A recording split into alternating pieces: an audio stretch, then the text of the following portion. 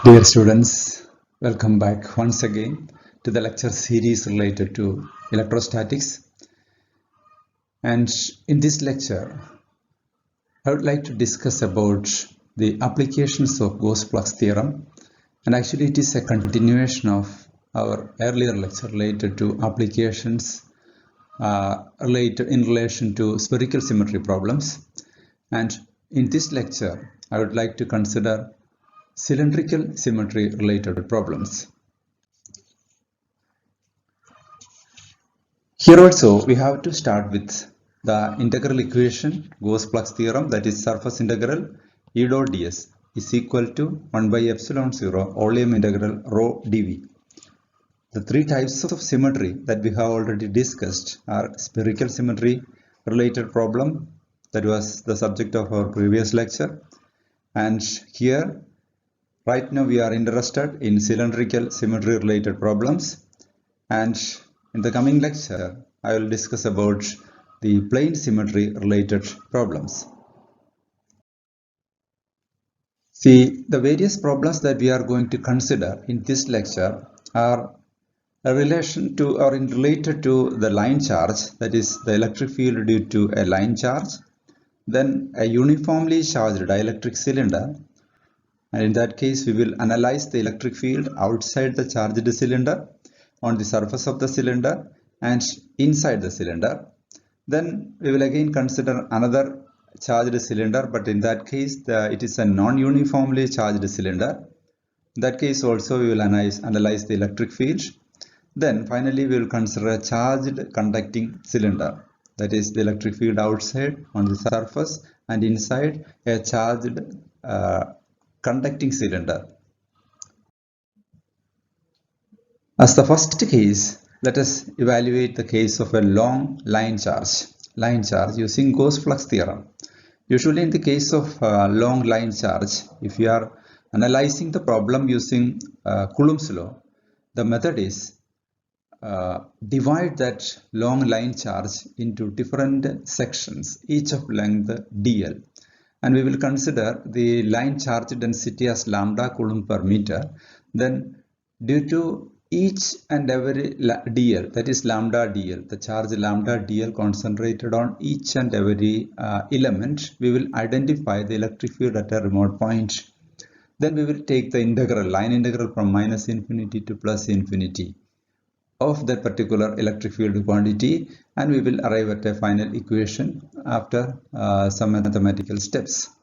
And here we are going to analyze that using Gauss-Flux theorem, and we can see that the method is very simple and we are able to identify the electric field within one or two steps if we start with the integral equation of Gauss-Flux theorem.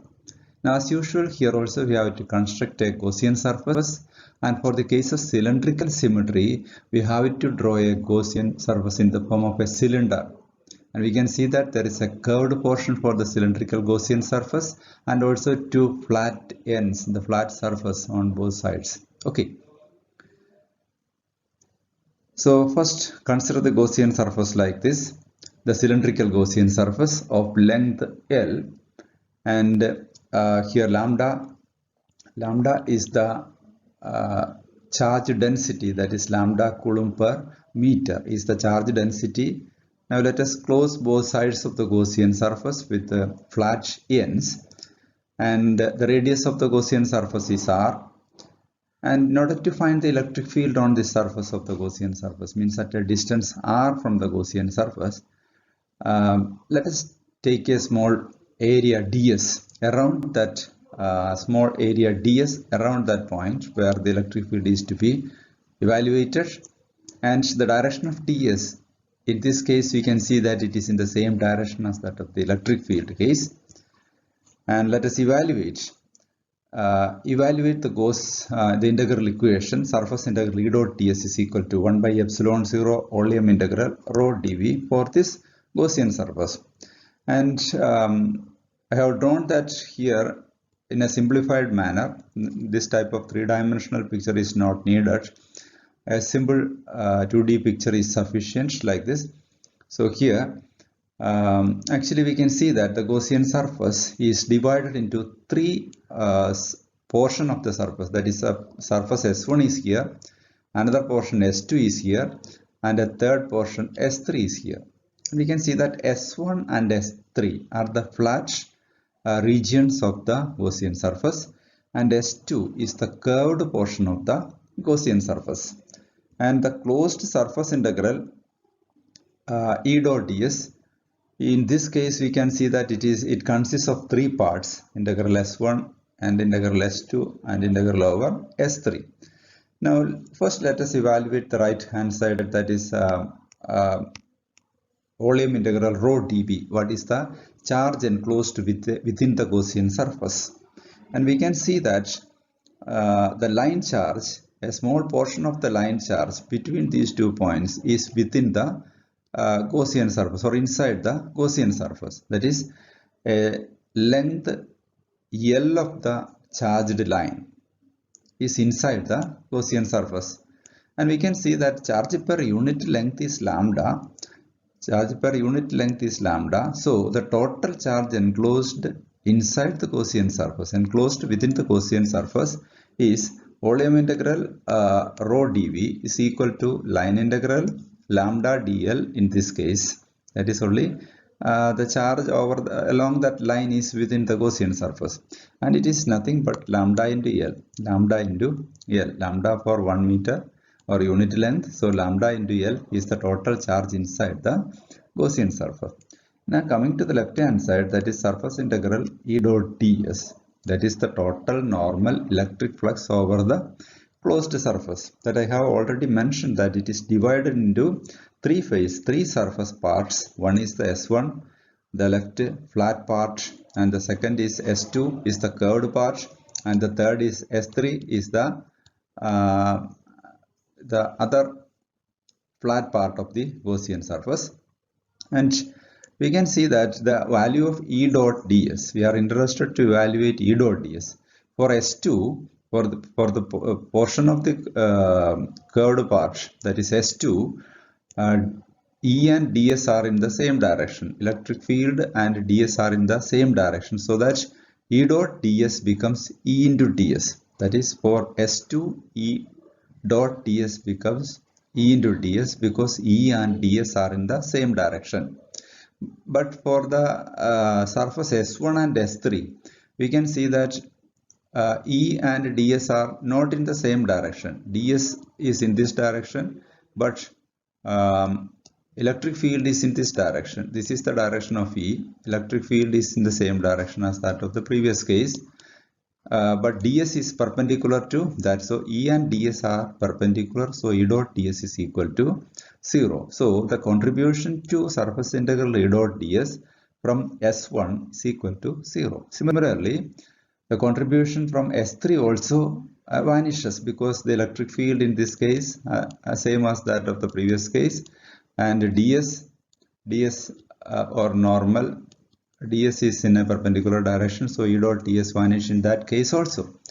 So surface integral E dot ds becomes S2 integral E into ds, or we can see that on the curved portion of the surface, electric field is constant everywhere because it is at radial distance r, and we have the cylindrical symmetry there. So since E is constant in both magnitude and direction, just take the value E outside. So E into surface integral ds, and surface integral ds is nothing but the surface area of the curved portion, and the curved portion is of length L with radius r. So 2 pi r is the perimeter. So 2 pi r into L is the surface area. Now equating these two things, that is E into 2 pi r with the total charge inside, that is lambda L. So we'll get it as E into 2 pi r L is equal to 1 by epsilon 0 lambda into L, so that the value of L cancels out, and so the equation becomes E is equal to lambda divided by 2 pi r epsilon 0. E is equal to lambda divided by 2 pi r epsilon 0 along the radial direction. So this is the expression for the electric field at a distance r from a long line charge of infinite length. For finite length cases, you have to consider this distance r as very small. Otherwise, this assumption will not hold good. Okay, coming to the next example, that is the electric field due to a uniformly charged dielectric cylinder using Gauss flux theorem. And in this case, you have to consider three cases. One case outside, and the second case is on the surface, and the third case inside the dielectric cylinder. Now here it is a dielectric cylinder, and we are assuming that it is a linear cylinder, means uniform cylinder, so that the charge density is constant everywhere, it's uniform everywhere, and we will characterize that charge density with some letter like rho, charge density rho coulomb per meter cube. So as a first case, we will consider a point outside. So for the required point, or passing through the required point, we have to construct a Gaussian surface, a cylindrical Gaussian surface, as in the case of the previous example. So let this be the Gaussian surface with length L, then the charge density is taken as rho. As in the previous case, let us take the point here where the electric field is to be evaluated. For the curved surface, we can see that E and ds are in the same direction. Here A is the radius of the dielectric cylinder, and as with the case of the previous example, we have to evaluate the integral equation, that is surface integral E dot ds is equal to 1 by epsilon 0 volume integral rho dv, and the value of rho dv, volume integral rho dv, that is the total charge enclosed within the Gaussian surface, in this case is equal to the charge content, or the charged portion of the cylinder of length L, that is from this point to this point, the region of the cylinder between these 2 points, the regions. So it is equal to pi a square into rho into L. So pi a square into L, pi a square is the surface area, L is the length, so that pi a square L is the volume of the dielectric cylinder, and that multiplied with rho will give the total charge enclosed inside the Gaussian surface.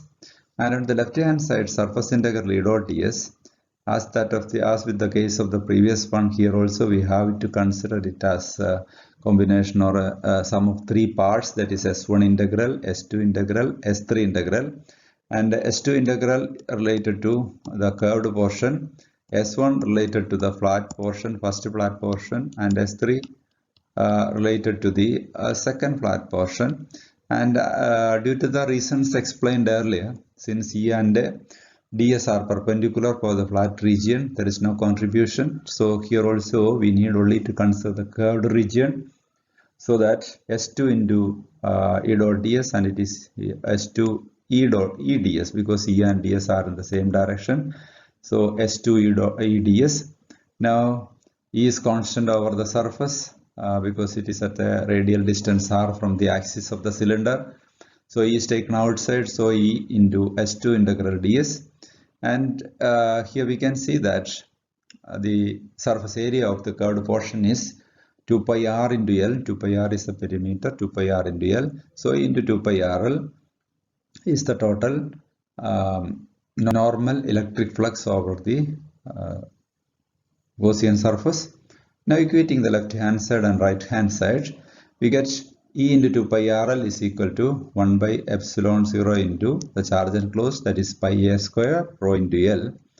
Now here cancel this pi from both sides, then L is there, L cancels out, so that E is equal to 1 by epsilon 0 into a square rho divided by 2r, a square rho by 2r, that is EO. EO is equal to electric field outside is equal to a square rho by 2r epsilon 0, a square by 2r epsilon 0, and that is along the radial direction. So this is the expression for electric field outside this uniformly charged dielectric cylinder.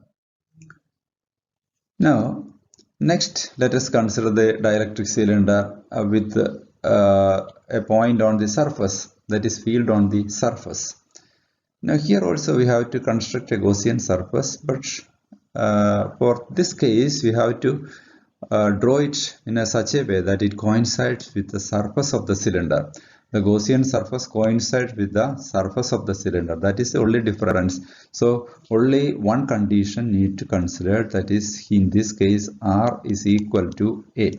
The radius of the Gaussian surface is equal to the radius of the dielectric cylinder.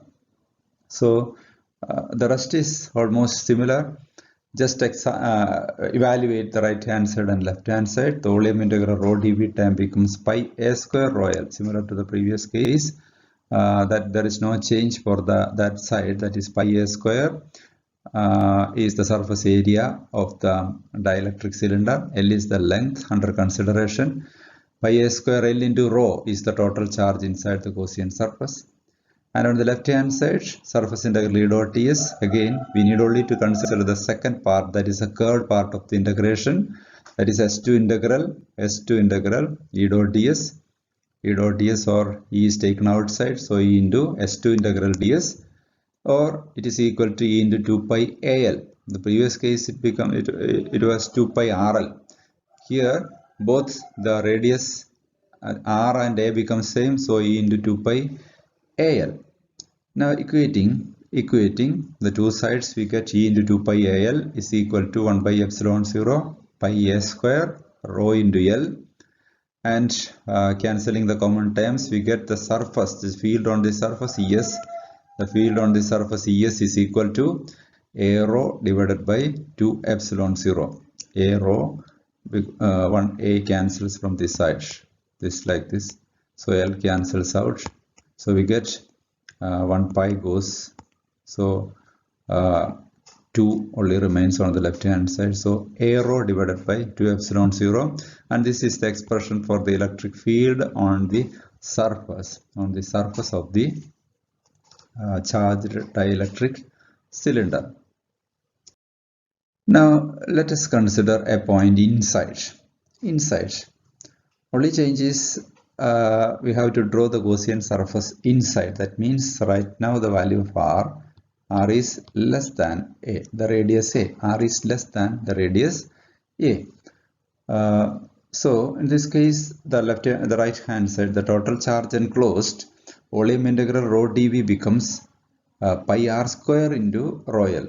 Pi r square is the surface area. Pi r square is the surface area of the Gaussian surface. Means surface area of the cylindrical flat portion of the Gaussian surface. So pi a square into L is the volume of the Gaussian surface, and we are considering the total charge enclosed within the Gaussian surface, so it becomes pi r square rho into L. And coming to the left hand side, there is no change. Here also we have to consider the part of the Gaussian part, the curved part of the Gaussian surface. It becomes E into 2 pi RL, E into 2 pi RL, and equating both sides, we get as E into 2 pi RL is equal to 1 by epsilon 0 pi r square rho L, and the final equation becomes the electric field inside EI is equal to R rho divided by 2 epsilon 0. EI, electric field inside, is equal to R rho divided by 2 epsilon 0. So this is the expression for the electric field inside.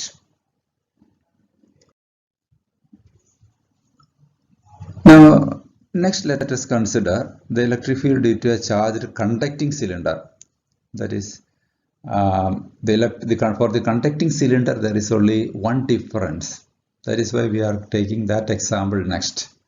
After that we will again move to the other side, that is the dielectric cylinder with a non-uniform charge distribution. Now the difference between the uniformly charged conducting cylinder and the conducting cylinder and the uniformly charged dielectric cylinder is that for the case of a conductor, we can see that the charge resides only on the surface of the conductor. That means there is no charge inside. So since there is no charge inside, the electric field inside also vanishes. That we have to prove using the Gaussian principle. Now, for this case, we can choose a cylinder in the form of a solid conductor or as a pipe-shaped conductor. That means only the surface portion is there, metallic portion is there, and the region is void. There is no material present inside. In both cases, we can see that since it is conductor, charge resides only on the surface of the conductor. Okay. So here let us start with the integral equation. Surface integral E dot ds is equal to 1 by epsilon 0 volume integral rho dv. We are again drawing the Gaussian surface passing through the point outside, that is at a distance r. Since it is a conducting cylinder, I have given a small shaded portion for the conducting cylinder. This is only a part of the conducting cylinder, and we can see that it extends to both ends. The length is very large when compared to the distance r, where the point the electric field is to be evaluated. And we are giving a charge to this conductor, and we can see that the charge assumes only on the surface region. A plus charge is given, and we can characterize the charge using the letter sigma. And for the dielectric charge dielectric charged cylinder, we have used the symbol rho for characterizing the charge distribution, but here we are using sigma because the charge is on the surface. Okay. So expanding the right hand side, that is a total charge inside, is given by the portion of the charged conductor within the Gaussian surface. The charge on the portion of the charged conductor within the Gaussian surface. So it is given by 2 pi a. 2 pi a is the perimeter. 2 pi a into L is the surface area of the curved portion. 2 pi a into L is the surface area of the curved portion of the conductor, and sigma multiplied with the sigma gives the total charge inside the Gaussian surface. And as usual, the left hand side, we need only to consider the integral related to the curved portion only. So surface integral E dot ds becomes surface integral E ds for the curved portion. That is, here also we are taking S2 integral E ds, or E is taken outside. So S2 integral ds is equal to E into 2 pi RL. 2 pi RL. R is the radius of the Gaussian surface. 2 pi RL. Now equating both sides, we get E into 2 pi RL is equal to 1 by epsilon 0 2 pi a sigma into L. So cancelling this 2 pi from both sides, then L cancels. So what remains on the left side is only R, and the right side 1 by epsilon 0 a sigma. So EO is equal to a sigma by epsilon 0 into R. EO is equal to a sigma divided by R epsilon 0, and it is the expression for the electric field outside the charged cylindrical conductor. Now on the surface of the conductor, there is only one difference. The Gaussian surface here we have to draw coinciding with the surface of the charged conductor, so that in this case R becomes A. So in this expression we are simply equating R and A. In this expression, when R is equal to A is equal to R, what happens? This R and A cancels out, so E becomes sigma by epsilon 0. E on the surface is equal to sigma by epsilon 0. That is, electric field just on the surface of the cylindrical conductor is given by sigma by epsilon 0. And in the coming lecture, we will analyze the electric field near a conductor of any arbitrary shape. In that case also we will get the same expression. That is, the electric field on the surface of any conductor, we will get the same relation. That is, ES is equal to sigma by epsilon 0. And what about the field inside? Now inside we can see that there is no charge present inside. because it is a conductor. Charge resides on the surface only. So when we draw a Gaussian surface inside, we can see that the total charge inside is equal to 0. Inside the Gaussian surface is equal to 0. So the field vanishes and the final equation becomes EI is equal to 0. So that expression is applicable to any conductor. The electric field inside the conductor is equal to 0. Now let us analyze another thing, that is a problem with a non-uniform charge distribution, a dielectric cylinder with a non-uniform charge distribution. And here we can see that the charge distribution is proportional to distance. It's proportional to distance from the axis. That means corresponding to, or it is directly proportional to R. That is, as we move away from the axial point, we can see that it is directly proportional, directly increasing, and it is maximum corresponding to the surface. So we have to find out the electric field in this case also, similar to earlier examples, a field outside, on the surface, and inside. And we are generally considering for the point outside, it is no problem, simply we consider the total charge inside. And in this problem, at present we are going to evaluate the field inside this problem. Here are going to find the field inside. And here rho is proportional to distance, that is rho is given by rho is equal to k into r, where k is a constant.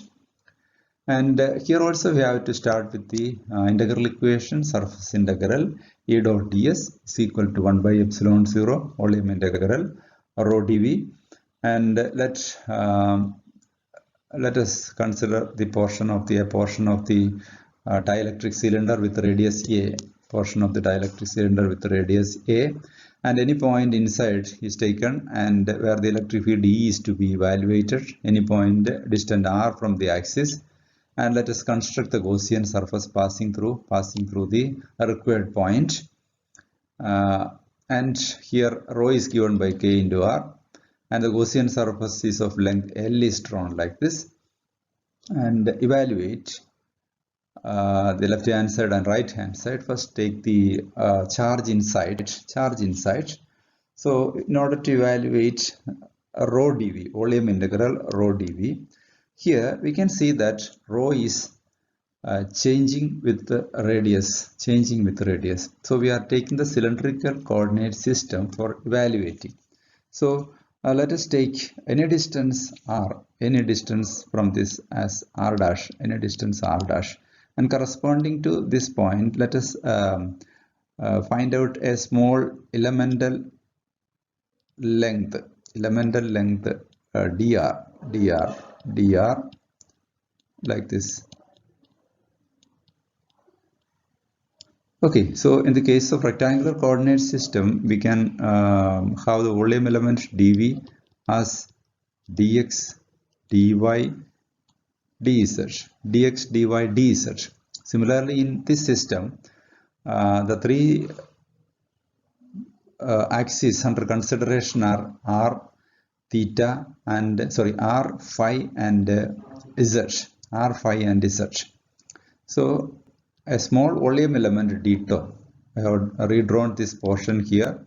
A small volume element is drawn here, and this is r dash, and a small increment is given to r dash, and that is nothing but r dash, dr dash, a small length change, that is dr dash. And let us construct a small angle d phi for two r dash vectors, r dash like this, and the angle between the r dash is d phi, so that this distance is given by is equal to r dash d phi, that is arc by radius. So the distance is equal to r dash d phi, and the length dz is taken into account. So the three incremental lengths in the three directions of the axis are one is dr dash, the other is dz, and the third one is r dash d phi. So that dv becomes r dash dr dash d phi and dz, multiplying this r dash d phi, that is r dash d phi, then dr dash, and then dz. So we have to substitute for dv in volume integral rho dv. We have to substitute this expression and then integrate. And the limit required for this r, z and phi are like this. For phi, we can see that it is 2 pi. The limit is 2 pi. So we have to move this radial vector once round the axis. So the angle is 2 pi. So the constant k is taken outside. K into r is there. So the rho is given by k into r, right? Rho is equal to k into r. So k is taken outside. Then for d phi we have 0 to 2 pi d phi, and for dz we have to 0 to L dz, and for r dash and dr we have r dash already, one r dash, dr dash is there, plus this r dash is, this r is here. So for integration we will get it as r dash square dr dash, and the limit is from 0 to r, that is this r dash changes from 0 to r. So 0 to r dash square dr dash, and when in integrating we get it as 2 pi kl, that is this corresponding to this integration, this becomes 2 pi, that is 2 pi into k. 2 pi into k is already there, and from 0 to L dz becomes L, 0 to L dz becomes L, then 0 to r dash square dr dash, and that is given by 2 by 3 r cube. 2 by 3 r cube into, r cube by 3 is the integral result of this one. So 2 pi k L r cube by 3 is the value obtained for volume integral rho dv. And the left hand side there is no change as usual. Let us take the S2 integral of E dot ds. So E into S2 integral ds, that is E into 2 pi RL, and substituting both case we'll get it as E into 2 pi RL is equal to 1 by epsilon 0 into 2 by 3 pi KL r cube, 1 by epsilon 0 into 2 by 3 pi K L r cube, and finally we get as electric field inside EI is equal to 1 by 3 epsilon 0 K r square along the radial direction, 1 by 3 epsilon 0 K r square. Okay, so by the same method we are able to identify the electric field on the surface or on the outside. Okay, so this is a simple problem related to non-uniform distribution of charges. Now, so during this lecture we have discussed about the problems related to cylindrical symmetry. So first we have evaluated the electric field due to a line charge, infinitely long charge, then a dielectric cylinder, electric field outside on the surface and inside a dielectric cylinder with uniform charge distribution. Then we extended that problem to that case of a cylinder, conducting cylinder, electric field outside, surface and inside, and finally a problem related to a non-uniformly charged dielectric cylinder. Okay, the problems related to plane symmetry will be discussed in the coming lecture. Okay, thank you for watching.